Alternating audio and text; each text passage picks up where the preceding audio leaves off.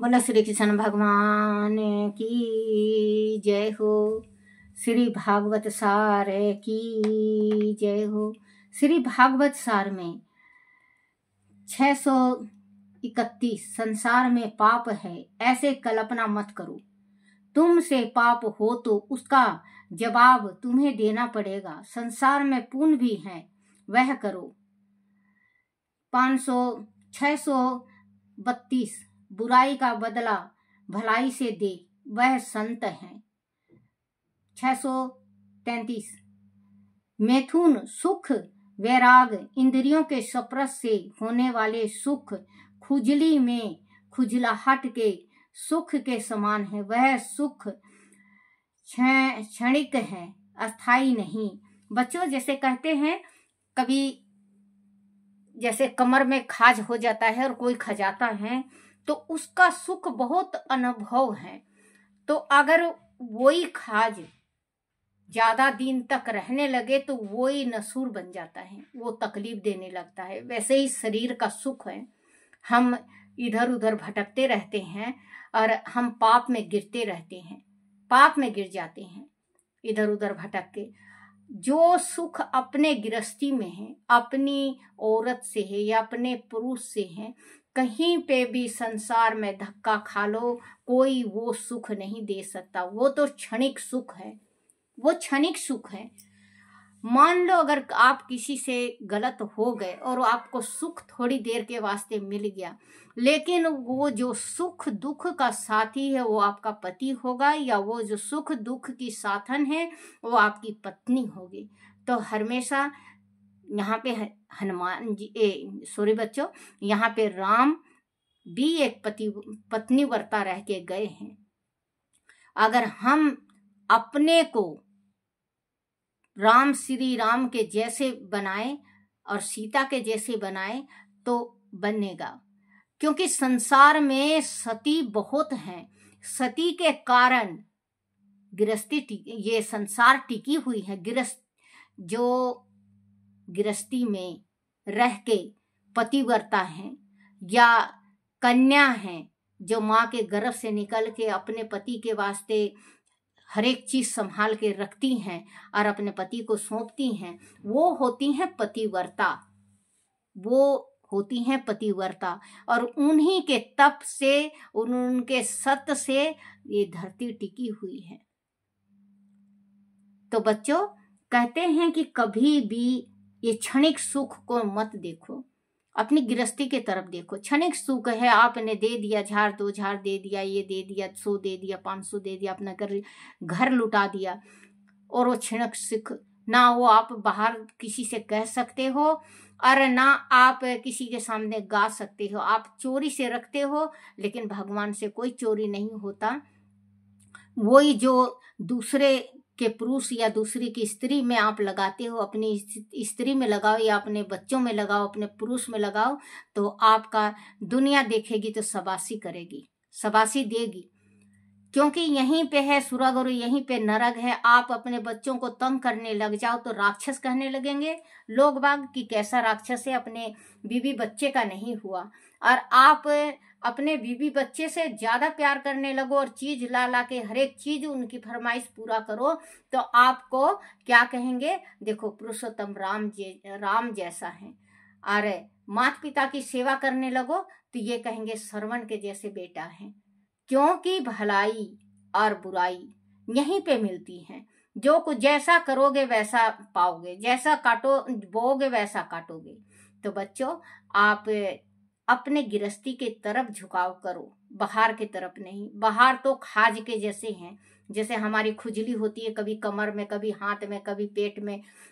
तो बच्चों, खुजली करते हैं थोड़ी देर के वास्ते, वो खुजली मिट जाता है। तो वही सुख बाहर जो इंसान देखता है वो खुजली के जैसे हैं, थोड़ी देर में शांत हो जाता है। लेकिन अपनी गृहस्थी का जो अपनी गृहस्थी में सुख है, जो अपनी गृहस्थी में शांति है, जो अपनापन है, वो संसार में कहीं पे भी चले जाओगे बच्चों, कहीं पे नहीं मिलेगा। क्योंकि अगर मान लो हम स्त्रियां हैं, कहीं गई हैं, जब तक चांदना रहता है जब तक तो हमें डर नहीं लगता। जैसे ही 5 बजा नहीं कि जी घबराने लगेगा, अब क्या होगा, अब क्या होगा, होता है ना बच्चों। क्योंकि देखो सारे जलते हैं, सारे संसार में अपने पड़ोसी को देख के, अड़ोसी को देख के, भाई को देख के, बहन को देख के, माँ बाप को देख के, बेटा बेटी को देख के आजकल जलन सी बहुत ज्यादा हो गया है, जलते हैं। बच्चों मान लो कि आप जल रहे हो, एक छोटी सी मिसाल दे रही हूँ, आप जल रहे हो और सारा संसार खत्म हो जाए और आप जीवित रहो, तो आप जी जाओगे इस संसार में? आप जी जाओगे? नहीं जी पाओगे। संसार है तो हम हैं, संसार है तो हम हैं, नहीं तो हम जी नहीं पाएंगे। जलते हैं, उसका ये हो गया, उसका वो हो गया, इसका ये हो गया है। जितना इंसान जलन में समय बिताता है, इतना अगर श्री हरि के जपने में बिताए तो बेड़ा पार है, वो पाप करेगा ही नहीं उसको। आज बच्चों, आज राम रट के देखो, कल आज 2 बार रटो, कल 4 बार, 5 बार, 10 बार, 100 बार, भगवान खुद ही आपको ऐसा बना देगा कि आप 1-1.5 घंटा तक राम का नाम जपोगे, आपका जी नहीं भरेगा, मन ही नहीं भरता। मैं सुबेरे उठती हूँ बच्चों, सुबेरे उठ के वो करती हूँ, 9:30-10 बज जाता है मुझे पूजा करते हुए, पाठ करते हुए। मुझे इतना मस्त मन लगता है, इतना मन लगता है कि मैं क्या बताऊं। ये नहीं है तो थोड़ा सा पढ़ के सुनाती हूँ आपको, फिर इसके बाद मैं और भी पढ़ती हूँ। तो बच्चों वही कहते हैं कि भगवान की भक्ति करो, जलो नहीं किसी को देख के। कहते हैं देखो आजकल बहुत बड़ा बड़ा हादसा हो रहा है बच्चों, जिसका बच्चा जाता है उसकी माँ से पूछो, जिसका पति जाता है उस औरत से पूछो, जिसका भाई जाता है उसकी बहन से पूछो, कितना दर्द होता है। ये 3 चीज का दर्द बच्चों आप नहीं वो कर सकोगे। 3 चीज का दर्द, माँ का दर्द, पुत्र के वास्ते माँ का दर्द, पति के वास्ते पत्नी का दर्द, भाई के वास्ते बहन का दर्द। बहुत बड़ा दर्द है बच्चों, बहुत बड़ा। संभलता नहीं इंसान, लेकिन कहते हैं कि संभलना पड़ता है, पीछे देख के थोड़ा चलना पड़ता है, नहीं तो ये दर्द बहुत बड़ा दर्द होता है। कहते हैं कि समय के साथ दुख भूल जाता है इंसान, समय के साथ दुख भूल जाता है। बच्चों कहने वाला गलत कहता है, कहने वाला गलत कहता है, समय के साथ दुख और हरा होता है। जिसके बेटा बेटी की शादी नहीं हुई है, छोटे छोटे हैं, वो दुख रोज दुखों से झूंझती हुई अपने जीवन काटती हैं, अपने बच्चों को पालती पोसती हैं, शादी ब्याह करती हैं। अगर ये कहानी कहते हैं पिछले जमाना में ये कहानी था, वो कहानी था, एक कहानी में बनावटी कहानी सुना रही हूँ। जो बनावटी कहानी आज मैं आपको एक कहानी सुना रही हूँ। कहानी हम और आप ही लिखे हो, कहानी बनावटी है। किसी शहर में एक जवान जोड़ा रहा करते, नर स्त्री, पुरुष और स्त्री। कुछ समय उनका बहुत अच्छा चला, बहुत ही अच्छा चला उनका समय, बहुत प्यार था, बहुत ही ज्यादा प्यार था। समय का चक्र घूमा और एक दिन उसके पति का एक्सीडेंट हो गया और वो मृत्यु को प्यारा हो गया, वो मर गया। तो 2 बच्चे उस स्त्री के थे।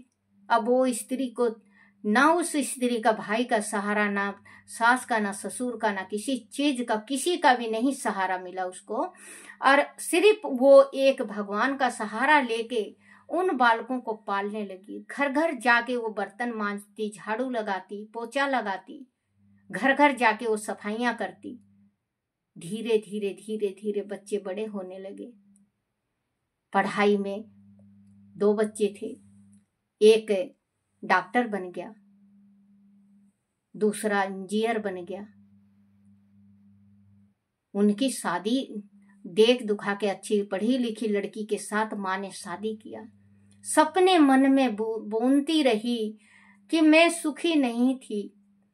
भगवान ने सुख नहीं दिया, लेकिन उनकी निशानी मेरे पास 2 लाल हैं। मैं इनको पढ़ा के पोस के बड़ा करके आज मैं शादी कर रही हूँ। बहू आएगी, गरम गरम रोटी देगी, मैं सारा दुख भूल जाऊंगी। फिर शादी होता है, कुछ दिन ठीक चलता है। छोटे भाई की शादी होती है। छोटा भाई कहता है, माँ मैं विदेश में जा रहा हूँ, मेरे विदेश में अच्छी जॉब लगी है, आपकी बहू के भी जॉब लग जाएगी। माँ मन को मसोस के रह जाती है, मन के दर्द को दफना देती है। बच्चों के सुख के कारण कहती है, बेटा जा। बेटा चला जाता है। कुछ दिन बासी कुसी बहू रोटी दे के सास को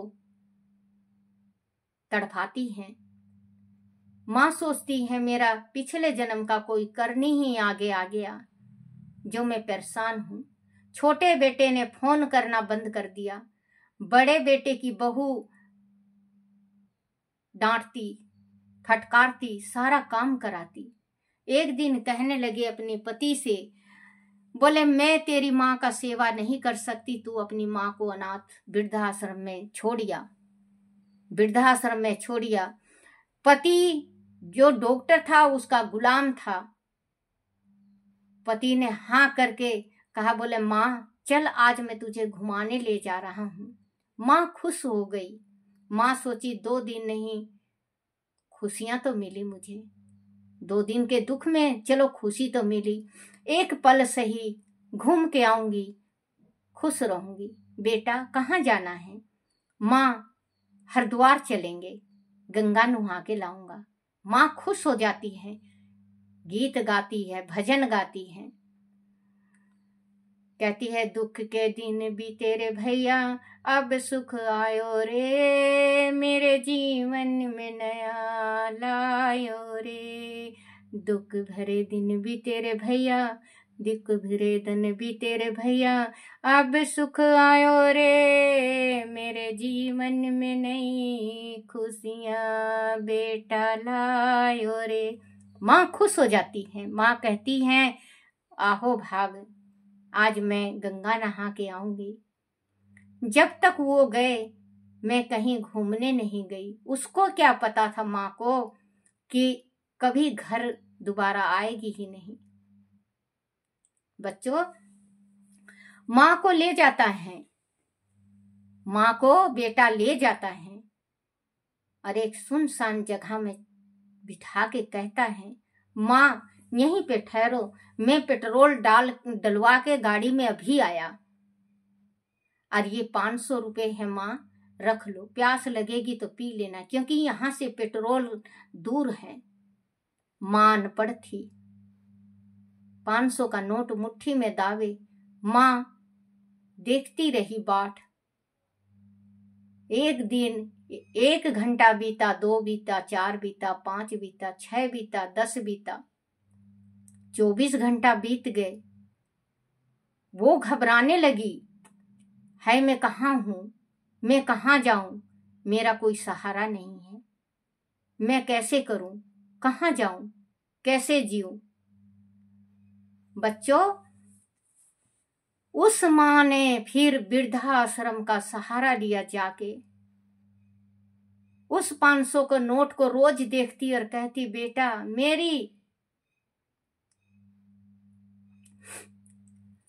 मेरा पालन पोषण का, मेरी ये तनख्वाह 500, मेरी परवरिश का ये बच्चे 500। रोती बिलखती, बेटा नहीं आया, बेटा नहीं आया। माँ इंतजार करती रही, क्योंकि माँ अनपढ़ थी। तो कहते हैं बच्चों, ये मैंने कहानी बनाई है, खुद कहानी बनाई है। बच्चों, अगर अच्छा लगे तो कमेंट जरूर करना। ऐसी ऐसी मैं कहानी कईयन बनाती हूँ, लिखती लुखती नहीं हूँ, क्योंकि मुझे लिखना नहीं आता, मैं अनपढ़ हूँ। तो ऐसी ऐसी कहानी मैं बनाती हूँ बच्चों, क्योंकि मैं, कहते हैं, दुखिया दुखियों को पहचाने, सुखिया सुख को।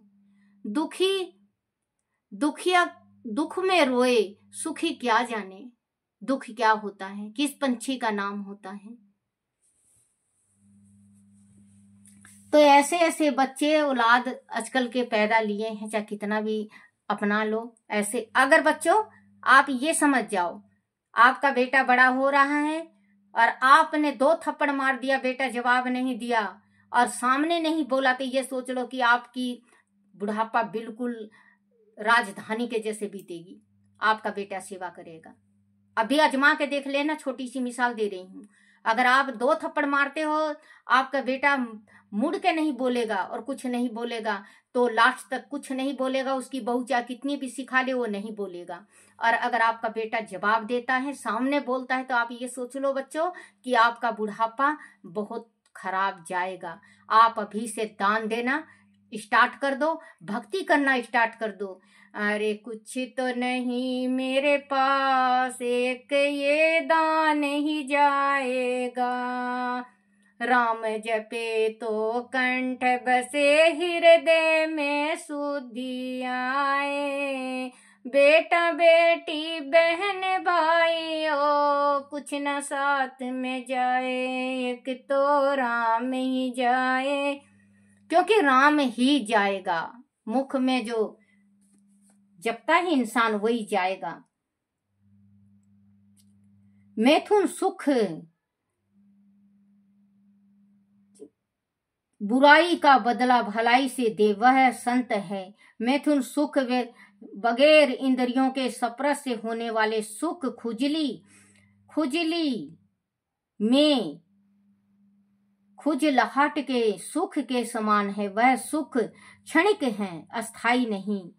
624 तुम्हें जो मिला है वह दूसरों को भी दो, देने से बढ़ोतरी होती है। 525 उठते समय भगवान का स्मरण प्रार्थना कर दर्शन करो, पृथ्वी की भी वंदना करो, अपने दोनों हाथों का भी दर्शन करो। बोलो श्री कृष्ण भगवान की जय हो।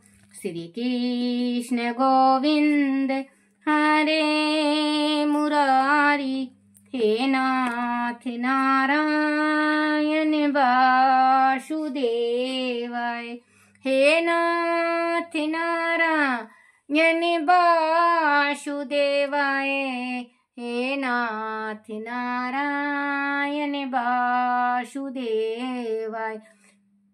बोलो श्री कृष्ण भगवान की जय।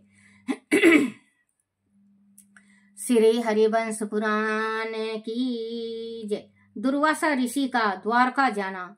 दुर्वासा तब अपने शिष्यों सहित ही कुपित अवस्था में द्वारका चले गए। श्री कृष्ण अन्य युद्ध वंशियों के साथ सभा में बैठे हुए थे। दुर्वासा के क्रोध में भभकते मुख को देखकर द्वारपाल की भी उन्हें रोकने की हिम्मत न हुई। वह धड़ाते हुए सभा में जा पहुंचे। तब उनका वह रूप देखकर समस्त यदुवंशी सहम कर खड़े हो गए और सोचने लगे कि वह महाक्रोधी दुर्वासा इस समय क्या करेंगे और कृष्ण उनको किस प्रकार शांत करेंगे। हे राजन, कृष्ण दुर्वासा को देखते ही उठ खड़े हुए। उन्होंने आगे बढ़कर उनके चरण स्पर्श किए और अपने आसन पर बैठने का आमंत्रण देते हुए कहा, हे महामुनि, निमंत्रण देते हुए कहा, हे महामुनि, सौभाग्यवश ही आज आपके दर्शन हो गए, किंतु हे तपोश्रेष्ठ, आपने स्वयं क्यों कष्ट किया? सेवक को आज्ञा देकर वहीं बुला लिया होता। आप कृपया इस आसन को गौरवान्वित कीजिए और मुझको आदेश दीजिए, मैं आपका क्या प्रिय कर सकता हूँ। कृष्ण के इस प्रकार मधुर वचनों द्वारा सत्कार किए जाने पर दुर्वासा का क्रोध कुछ शांत हुआ। उन्होंने आसन ग्रहण किया, किंतु कृष्ण शिष्टता दिखाते हुए हाथ बांधे खड़े रहे। तब दुर्वासा बोले, हे यदु श्रेष्ठ, तुम्हारे राजा वह क्षत्रिय होने का क्या लाभ? आदि तुम्हारे होते हुए ब्राह्मणों और ऋषियों का अपमान होता रहे। आदि प्रजा की रक्षा, सुविधा तथा अधिकार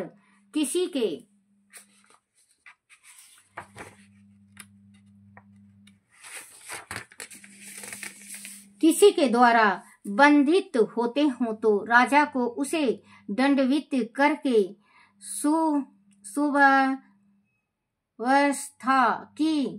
सुवस्था की स्थापना करनी चाहिए।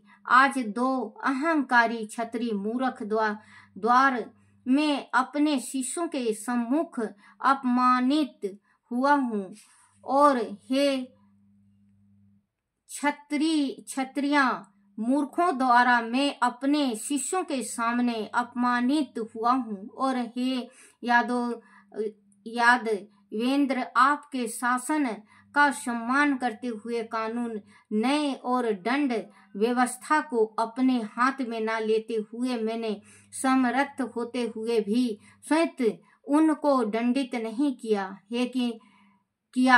है, किंतु आदि आप भी उनके प्रति उदारता दिखाएंगे तो अराजकता उत्पन्न हो जाएगी। सुचारू राज्य के लिए कठोर दंड व्यवस्था अनिवार्य होती है। तब नीति कुशल कृष्ण ने विनम्रता पूर्वक कहा, हे ऋषियों में श्रेष्ठ दुर्वासा जी, मेरे राज्य में इस प्रकार की उद्दंडता हुई और आपका अनादर हुआ। इस त्रुटि के लिए मैं क्षमा प्रार्थी हूँ। हे भगवान, आप स्वयं ही अपना अनादर करने वाले इंद्र को भी दंड देने का समर्थ रखते हैं, तथापि मेरे यश धरण तथा कर्तव्य पालन का अवसर देने के लिए मुझे आदेश दे रहे हैं। इसके लिए मैं आपका हृदय से आभारी हूँ। आप कृपया मुझसे उन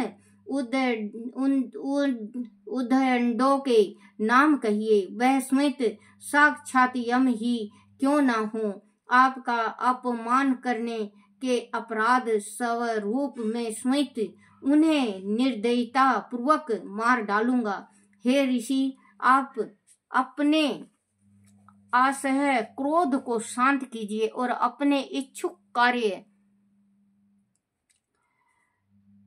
कार्य बस हुआ ही समझिए। इस प्रकार के वचनों को सुन कर दुर्वासा जी का क्रोध बहुत शांत हो गया। तब उन्होंने कहा, हे यदुकुल भूषण, वह दोनों शिव द्वारा वरदान पाए हुए महाबली हंस और डिंबक नाम के दो भाई हैं। बोलो श्री कृष्ण भगवान की जय हो। श्री कृष्ण गोविंद हरे मुरारी, हे नाथ नारायण वासुदेवाय, हे नाथ नारायण वासुदेवाय, हे नाथ नारायण वासुदेवाय। बोलो श्री कृष्ण भगवान की जय हो। अपने अपने माता पिता की जय हो। अपने अपने गुरुदेव महाराज की जय हो।